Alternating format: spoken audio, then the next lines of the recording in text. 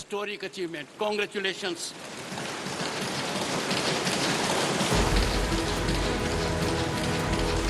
Honorable members, मन कंचन है, ये संयोग ऐसा है। बीते 27 सालों में जिन महिलाओं को सिर्फ आश्वासन ही मिलता रहा, उनके लिए संसद और विधानसभाओं में सम्मानजनक भागीदारी का रास्ता प्रधानमंत्री नरेंद्र मोदी ने खोला। जिस दिन नए संसद भवन में संसदीय कामकाज का आगाज हुआ, उसी दिन केंद्रीय कानून मंत्री अर्जुन राम मेघवाल ने नारी शक्ति वंदन विधेयक लाने का ऐलान किया। ये आरक्षण 15 सालों के लिए प्रभावी रहेगा। 15 सालों के बाद अगर इसको बढ़ाना है तो ये संसद ही तय करेगी, ये संसद को अधिकार रहेगा। और ये जो सीटें हैं, जितनी आज है, जैसे जैसे सीटें बढ़ती जाएगी 33% के अनुसार महिलाओं का आरक्षण भी बढ़ता जाएगा। जो काम असंभव लग रहा था, उसे प्रधानमंत्री मोदी ने फिर से संभव कर दिया।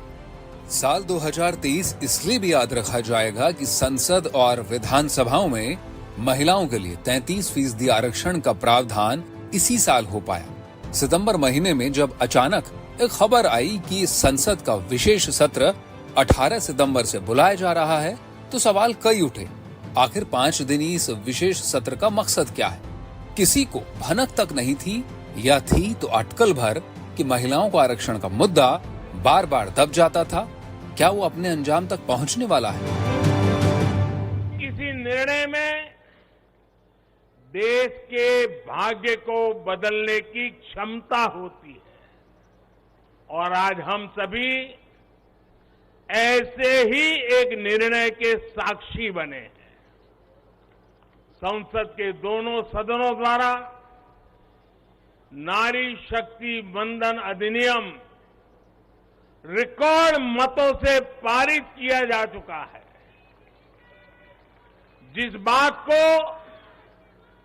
देश को पिछले कई दशकों से इंतजार था, वो सपना अब सच हुआ। 19 सितंबर को नई संसद में नारी शक्ति वंदन अधिनियम को पेश किया गया। 20 सितंबर को लोकसभा में 7 घंटे तक इस पर लंबी बहस हुई और 2 के मुकाबले 454 वोटों से ये विधेयक पारित हो गया। 21 सितंबर को राज्यसभा में बारी आई तो 215 वोटों से विधेयक पास हो गया, जबकि विरोध करने वाला कोई भी नहीं था। राष्ट्रपति के हस्ताक्षर से कानून तो बन गया, लेकिन इस कानून के बनने की प्रक्रिया में विपक्ष ये सवाल जरूर उठाता रहा कि इसमें ओबीसी महिलाओं के लिए जगह कहाँ है। 13 वर्षों से भारतीय स्त्रियों में नारी शक्ति वंदन अधिनियम 2023 के समर्थन में खड़ी हुई। कांग्रेस पार्टी इस बिल का समर्थन करती है। हमें इस बिल के पास होने से खुशी है। देश के सभी दरअसल ओबीसी महिलाओं के सवाल ने ही महिला आरक्षण विधेयक को दशकों से लटकाए रखा। 1996 का दौर याद कीजिए। देवेगौड़ा सरकार ने महिला आरक्षण के लिए 81वां संविधान संशोधन विधेयक पेश किया था, लेकिन सरकार के भीतर ही विरोध शुरू हो गया। 1997 की बारी आई, गुजराल सरकार थी। इस विधेयक को पेश किया गया, लेकिन फिर उनकी पार्टी में ही घोर विरोध शुरू हो गया।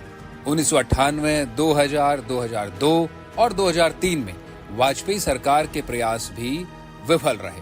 2008 में मनमोहन सरकार ने भी नाकाम कोशिश की। 9 मार्च 2010 को मनमोहन सरकार के दौरान राज्यसभा से महिला आरक्षण विधेयक पास हो गया, लेकिन लोकसभा में पेश हुआ ही नहीं। लेकिन मोदी सरकार नए सिरे से विधेयक ले आई, जो दोनों सदनों में आसानी से पारित करा लिया गया। कई बार महिला आरक्षण का बिल पेश किया गया, कई बार, लेकिन उसे पार कराने के लिए आंकड़े नहीं जुटा पाए और उसके कारण वो सपना अधूरा रह गया। महिलाओं को अधिकार देने का, महिलाओं की शक्ति का उपयोग करने का वो काम शायद ईश्वर ने ऐसे कई पवित्र काम के लिए मुझे चुना है।